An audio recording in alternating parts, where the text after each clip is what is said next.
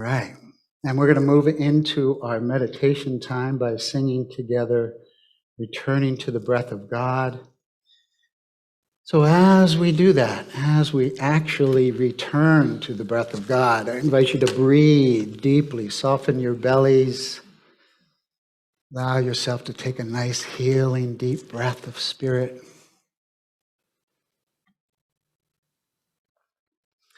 And you can either close your eyes now, or you can look at these words and sing along with us if you'd like. Breathing, I am alive. Knowing, I am wise. Receiving, heart open wide. Giving, I am satisfied. Returning to the breath of God. Returning to the breath of God. Returning to the breath of God. Returning to the breath of God. Seeing through God's eyes, waking, now I thrive, feeling I have arrived, loving is my God. Returning to the breath of God. Returning to the breath of God. Returning to the breath of God. Returning to the breath of God.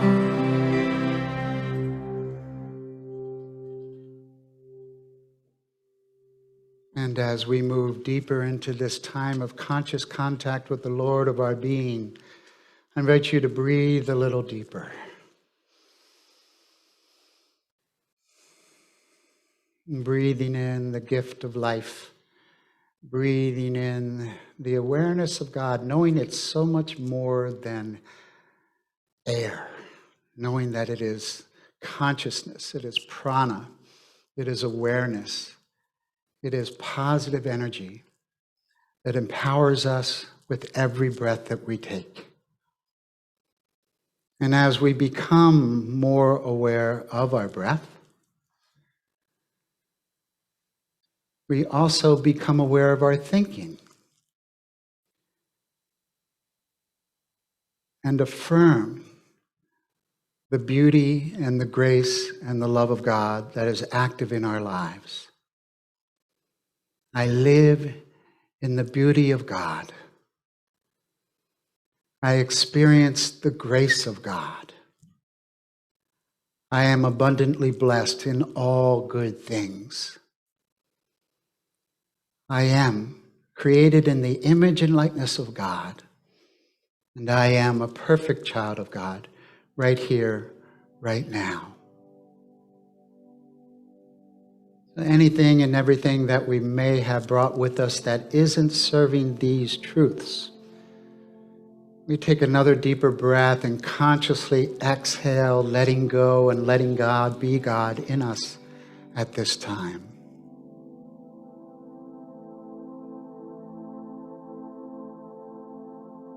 Thank you, God.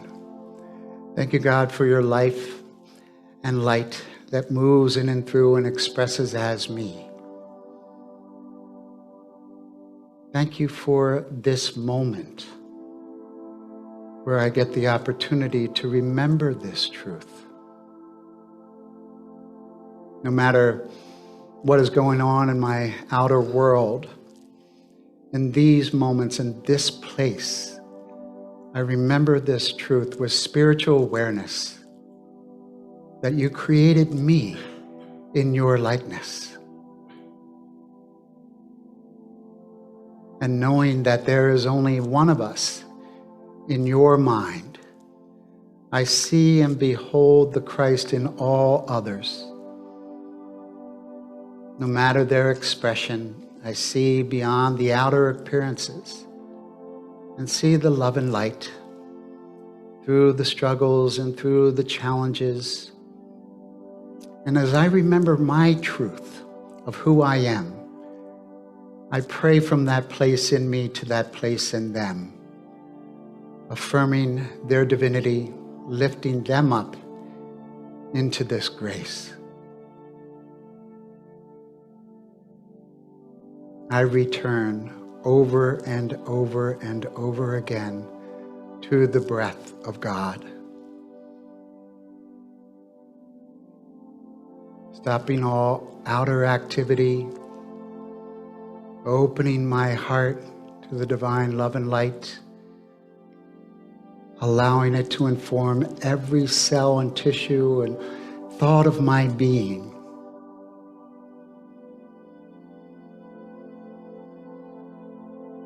And in this truth, I experience the blessings, the gifts of the Spirit, the joy, the creativity, the harmony and happiness, the peace and love of this life, knowing that my world needs it now more than ever. And so as I remember this truth about myself, I become more willing to give it away.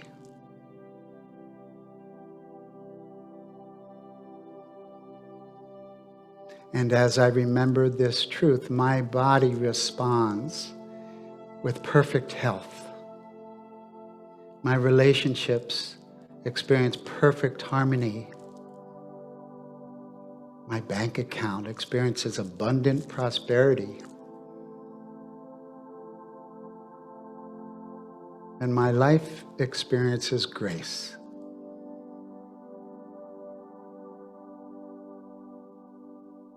With this spiritual awareness, my mind is in tune with the oneness of God, and I choose wisely. My decisions are informed by this awareness, and I give thanks. I am spiritually aware of the presence of God within me. I am spiritually aware of the presence of God within me as we move into the silence.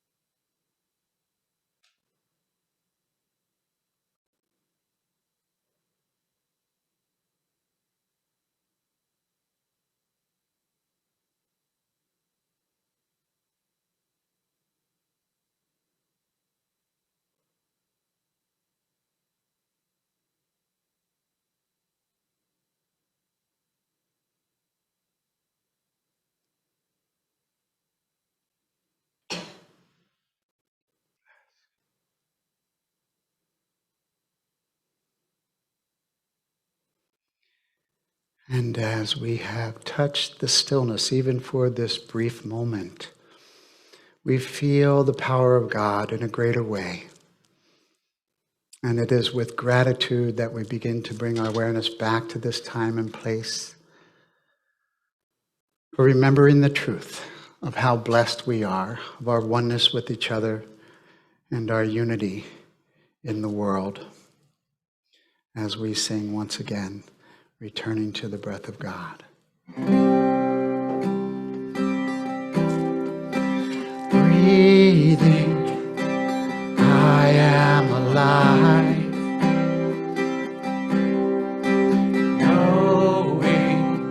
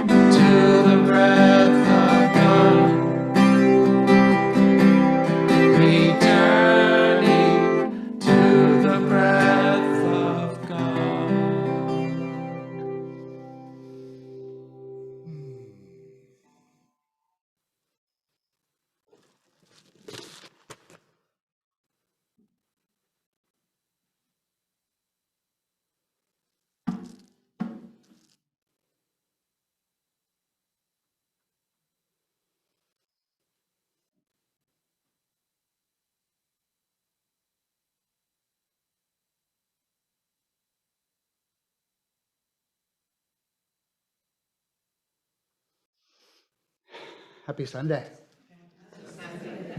Nice to be back. Nice to be away. Nice to be back. And I had a wonderful time going out to Palm Springs to visit my sister.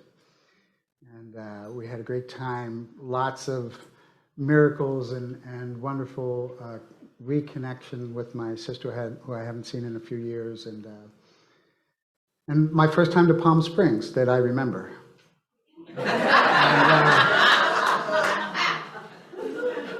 I spent a lot of time in the Southwest not remembering a lot of things in my early days.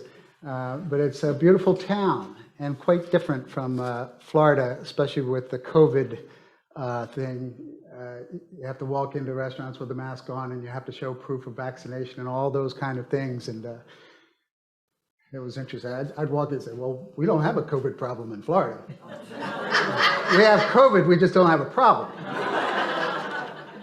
And but that was a beautiful thing. And so my first Sunday off in many, many months, I got to do church in Palm Springs. My sister had me sing with her at her church.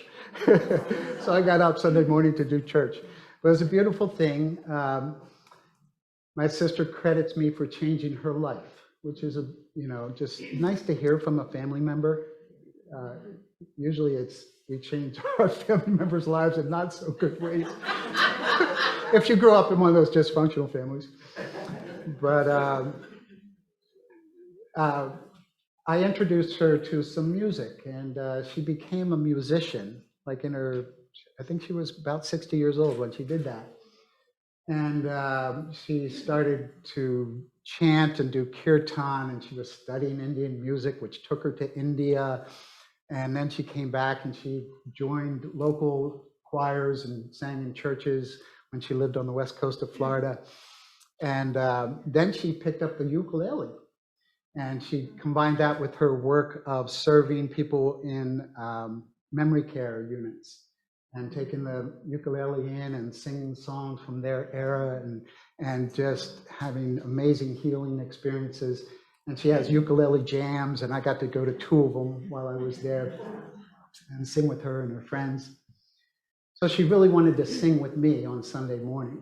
So her minister, which is a United Methodist church, could have been a Unity church, the message was so much what we teach. It was about the gifts of the Spirit and how to give your gifts in challenging times, right? A good message.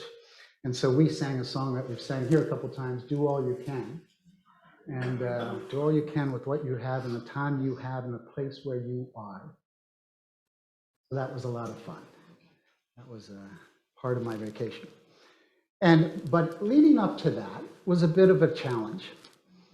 Didn't travel with my guitar, so I needed a guitar.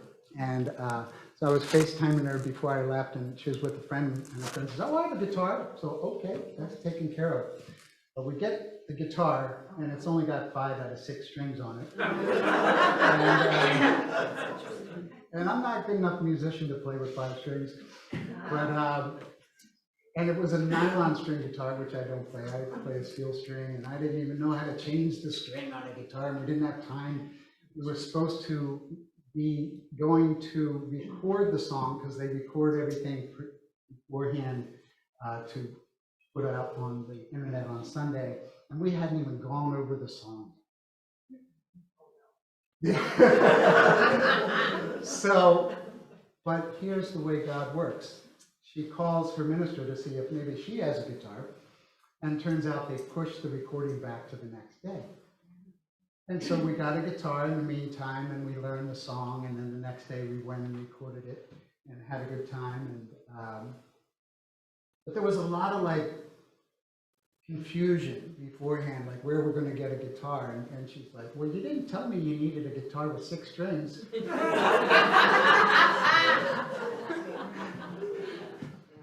That was kind of a funny thing. And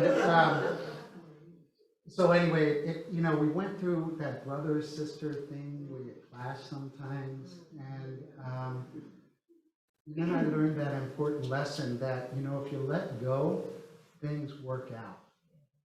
And before you know it, a friend of hers had another guitar. It was a Martin. It was a beautiful guitar that they let me use for the whole week I was there.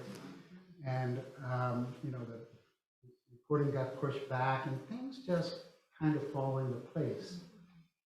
And I wonder why I don't remember that more often. I wonder why I forget that. And that's what this series is about, these 12 principles for spiritual awakening. And today is about spiritual awareness, about becoming more aware, like going there first, like going to God as a first resort. Now, how often do we say when everything's falling apart, oh, better pray now? And we go to God as a last resort. What about when we go to God first? That we're always, that's our first thought, is to partner with God, with the spiritual energy of God that transforms everything that we experience, because that spiritual energy just does that. It transforms everything in our lives when we allow it to. So I'm doing this series based on the 12 steps of recovery, but not going to 12-step anybody here, unless that's your choice. And what that means to 12-step somebody is to help them get into recovery. That's not what this is about. These 12 steps of recovery are beneficial to everybody. Anybody and everybody could benefit from it. So, spiritual awareness, that's what the 12 steps are about. That's what unity is about. It's what spiritual practice is about, becoming more aware of the presence of God. That's what meditation is about. There's one goal of meditation, it's to increase our awareness, right? So, in February of 1990, my brother went into treatment for alcoholism. And he called me up and said, hey, I'm going into this rehab, and they're going to send you some information to help support me. And then they have this week-long program. You can come and help support me. And I did. I love my brother so much that I took a week off work and went to CR Tucson to support my brother. And in that first family group, they presented alcoholism as from the family systems model. The family system is you have an identified addict or alcoholic, that's dad. You have a chief enabler, that's Mom. You have the hero, that's Kathy. You have the scapegoat, that's Graham. You have the lost child, that's Scott. And you have the mascot. At the time, that was Ross or Bodie. And everything in my mind just went ding, ding, ding, ding, ding, ding, ding. And then they talked about the characteristics of these people, of these roles that we play. And I was struck sober in that moment. I haven't had a drink since February 23rd, 1990, 32 years next month. And because of that awareness, what I had a moment of clarity, which is a spiritual awareness that says, hey, your life ain't working the way you're doing it, and here's another way. And up until that time, for some reason, I didn't know there was another way.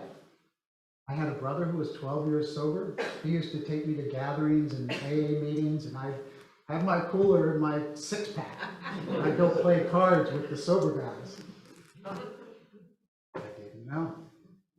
There was another way until I was ready. And I had that moment of clarity, and I had that spiritual awareness. So I may have been sober to this day if I never did the 12 steps, because I swear in that moment I was just struck sober. I didn't want to drink. It took me about a month after that to start going to meetings and do all that work, and I lived in the 12-step program for years. 2 to 3 meetings a day for 2 to 3 years. I had to change everything about me. I had to change the way I thought. I had to change the people I hung out with. I had to change all these things. And I'm still working on it, changing. But in that, so I did all that work with the 12 steps, and I got more of a spiritual awareness. It was the 11th step, sought through prayer and meditation to improve our conscious contact with God, seeking only His knowledge for us and the power to carry that out, which led me to unity. At a year and 6 months sober, I walked into a Unity church for the first time. And then it says in the big book that we are rocketed into the 4th dimension. And that's what happened to me as I started practicing these principles on a daily basis and really making that connection with God to have that spiritual awareness. So a couple weeks ago, I noticed on Facebook somebody posted something that it was Bill Wilson's birthday. Bill Wilson was co-founder of Alcoholics Anonymous. He made his transition in 1997. And I posted that he was the most spiritually influential person in my life. And people might say, oh, well, Jesus is more spiritual than Bill Wilson. Well, Christianity never touched me the way that the principles of AA did. So I didn't get Jesus at that time. I didn't get Buddha. I didn't get any of that. All I got was that there was a spiritual toolkit laid at my feet that allowed me to live my life in a different way. And it was because of Bill Wilson and Dr. Bob's work that my life was transformed, that I became interested in meditation, that I became interested in spirituality. It led me to unity, which led me to my calling to ministry, which has led me to yoga and all these different spiritual practices that I've done over my life. And if it wasn't for those 12 steps, that's where I connected. That was the opening that I needed. So I often think that it'd be really interesting to create some kind of workshop that helps us define what our souls resonate with as far as spirituality. You know, Christianity is kind of foreign to America. Jesus was a brown-skinned, nappy-headed guy from the Middle East. He looked like most of the people that most Americans are afraid of. And yet, Christianity is the foundation of our country. And so our culture defines so much about how we do our spirituality. I tend to think that, because I resonate with Native American spirituality, that should be our home spiritual practice, because this is the land that we are on. It's Native American spirituality was here, they lived here, the culture was here. And it'd be interesting. It's just things I think about. So what if you could figure out what spirituality you resonate with? And yes, it's unity. You're here, obviously. But what if your soul resonated more with Judaism, or more with Buddhism, or more with Hinduism, or more with Islam, or Jainism, or Sikhism, or a different culture? What if you had an open mind that you didn't have somebody telling you what your God should be, but you could create a God of your own understanding? And that's what the 12 steps gave me. And I was able, and I found this church, Unity, that helps me to do that, gives me the freedom with Jesus as an example, not an exception. Remember, Jesus is the great example, not the great exception. He showed us how to live at one with God. And he stepped out way outside the bounds of his religion, which was Judaism. Jesus was a Jew, remember?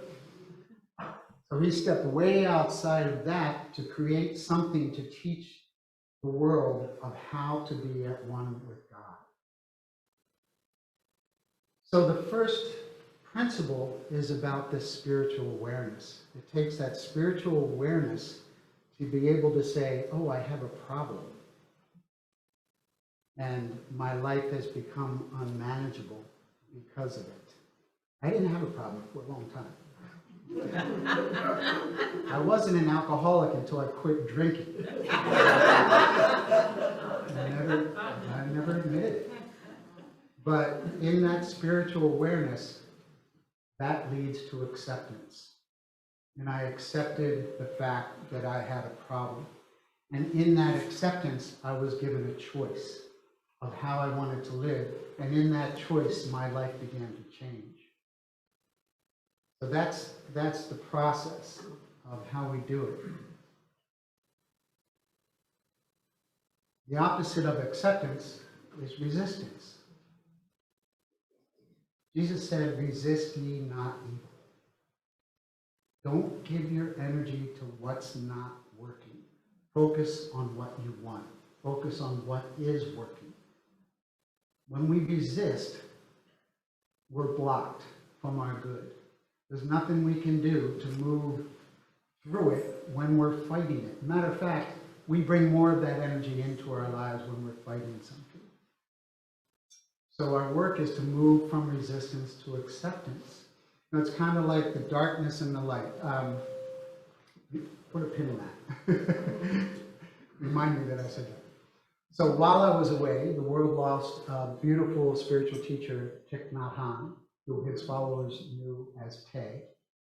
He was a Buddhist Vietnamese monk who came into our awareness during the Vietnam War as he protested the war.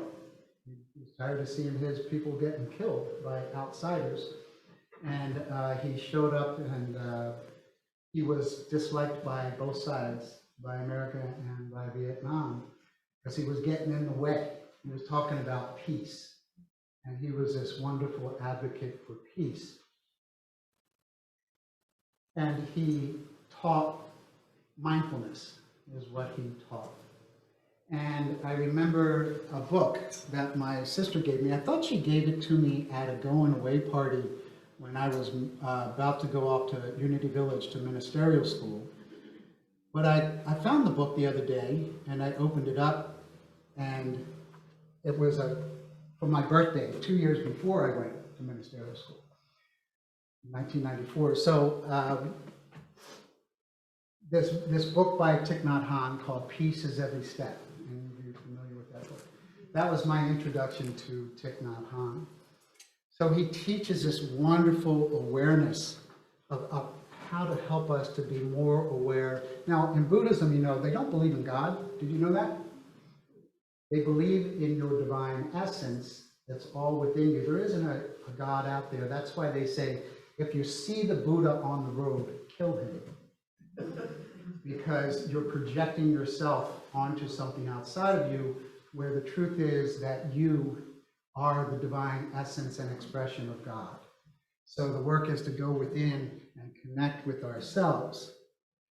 So in that book, I always remembered this one story. I'm going to start it like this.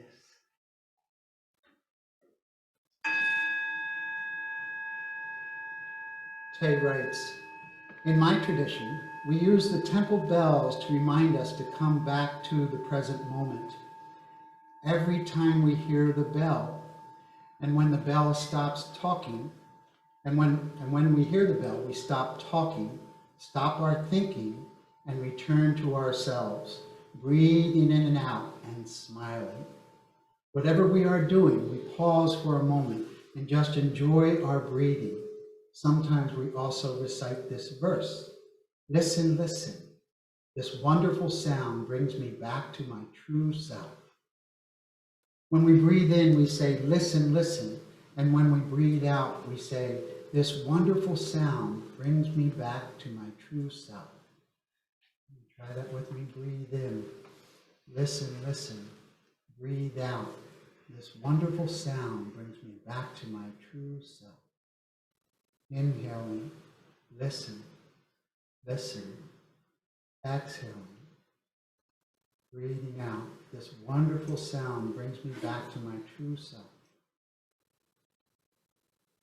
Since I have come to the West, I have not heard many Buddhist temple bells, but fortunately there are lots of church bells all over Europe. There do not seem to be as many bells in the United States. I think that is a pity. Whenever I give a lecture in Switzerland, I always make sure of the church bells to practice mindfulness. When the bells ring, I stop talking and all of us listen to the full sound of the bell. We enjoy it so much. I think it is better than the lecture. When we hear the bell, we can pause and enjoy our breathing and get in touch with the wonders of life that are around us. The flowers, the children, the beautiful sounds. Every time we get back in touch with ourselves, the conditions become favorable for us to encourage life in the present moment.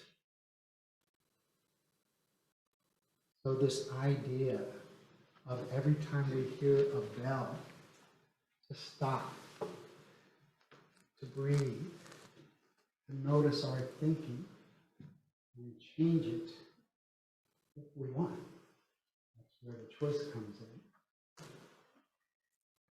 So maybe there aren't as many bells in America as there used to be, but there's lots of sounds that sounds like bells. Ever not buckle your seatbelt? Push that button for the elevator, your alarm. And sometimes it doesn't even need to be a sound. Tay writes in this article that it could be a beam of sunlight that comes across your dashboard or across your desk. Something mysterious, something beautiful that turns you inward and connects you with the divine presence. So in this journey of awareness and acceptance, it's not just accepting our character defects that we want to heal. What I put a pin in. Darkness to light. From darkness to light, thank you. So when we focus on the darkness with spiritual awareness, the darkness begins to merge in with the light. It just doesn't go away. It merges with the light, and then the darkness becomes light. So that's the practice of what we do with our character defects and the things that we don't like about ourselves or the world. We shine the loving light of awareness on our thinking or whatever is going on. Those again are Tay's words. Shine the loving light of awareness on everything that's going on in your life. And in unity, we would say, become aware of the presence of God. Connect with your Christ consciousness. And all of that, whatever's going on, will be transformed and elevated into a blessing. Well, Myrtle Fillmore is my teacher in unity. A lot of people like Charles Fillmore because he wrote more books. And to me, Charles is the head of unity and Myrtle is the heart. And so I've always resonated more with Myrtle. And Myrtle has steps to healing that she taught because she healed herself. She was healed with the presence of God. And so she knew how to teach it because she experienced it. And she said the number one step in our healing transformation is to know the truth of you. Know the truth of you. You are a human being made in God's image. Your essence is divine. Myrtle advised, we accept the God-given perfection. Can you do that? Most of us could instantly name dozens of things wrong with us, with our bodies and our health and our world. But can you name a dozen things that are right about you? Can you accept your divine essence, the truth of who you are? We've been taught by a lot of misguided, well-meaning people that we're not worthy of that. And it's all a lie. I think it's one of the reasons the world's in the mess it is, because we've forgotten the truth of who we are. And if we don't know it for ourselves, we can't see it in others. So our work is to know that truth about ourselves, to accept the God-given perfection that you are. So we're doing more than just accepting our character defects. We're accepting what's right and good and beautiful about us. Maybe it's the sound of a bell that reminds us.